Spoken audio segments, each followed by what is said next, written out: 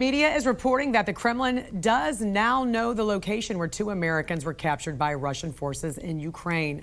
Kremlin spokesperson Dmitry Peskov has said, though, former servicemen Alexander Zhuke and Andy Wynn were, quote, soldiers of fortune not covered by the protections of international law and could face the death penalty. Joining us now to discuss the possibility of that and the latest in Ukraine, retired U.S. Army Lieutenant Colonel Daniel Davis. Good morning to you. Great to see you, as always. Good morning, Jan. So we know these Americans were there volunteering to fight for Ukraine. They were not members of Ukraine's army. The Kremlin saying for that reason, the Geneva Convention cannot be applied, so the two could be killed. What's happening behind the scenes to get these two men back to the U.S.? Well, first of all, that's not accurate. They actually were a member of the Ukraine Armed Forces. That's what the Russians are saying, but that's just simply not accurate. And the reason they're saying that is because that would deprive the individuals from the protections of the Geneva Convention. But they are absolutely, along with thousands of other international volunteers, are rolled into the Ukrainian armed forces. They're wearing uniforms. They're required to abide by the rules of the laws of war and of the Ukrainian armed forces. And for that reason, they are absolutely, unequivocally guaranteed the rights of a POW when they are taken. Now, what we have to understand is that there's so many things going on around this. The Russians themselves have many troops that are being put on trial. This is in retaliation for that. Russia is famous for the tit for tat. And I think that what you're going to see is that they're going to use this as leverage to try to get some better deals for some of their troops in the future. So do we have any idea how they're doing right now, and how would this typically work?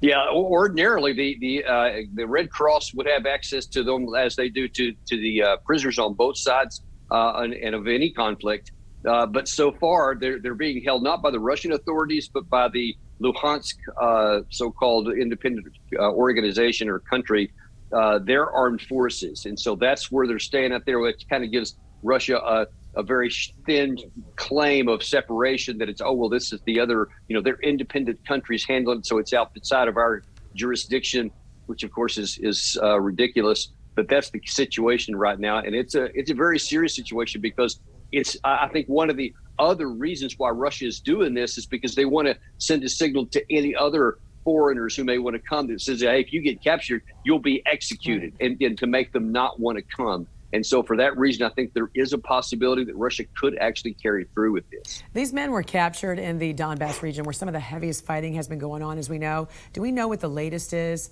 there? And is the Ukraine army still holding, or have they gone back on the offensive at this point?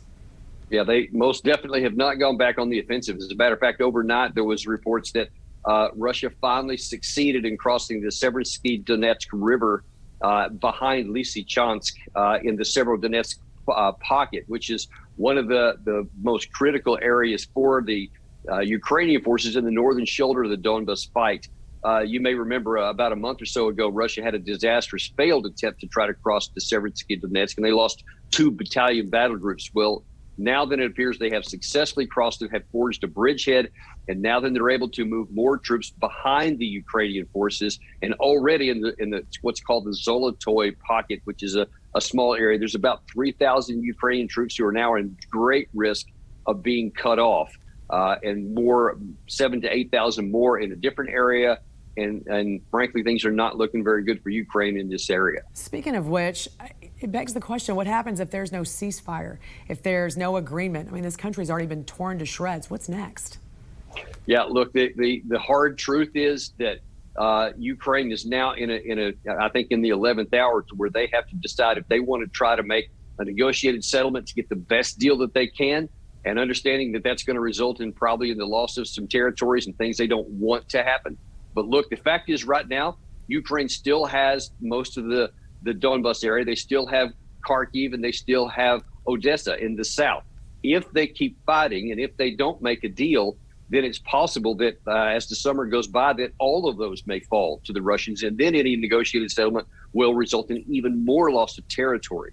So as unpleasant and unpalatable as it is, that may be the best case for Ukraine right now, and we'll see whether they're going to do it or not. Wow. Lieutenant Colonel Daniel Davis, always great seeing you. Thank you so much for joining us Thanks, this morning and giving us your wisdom. We appreciate it.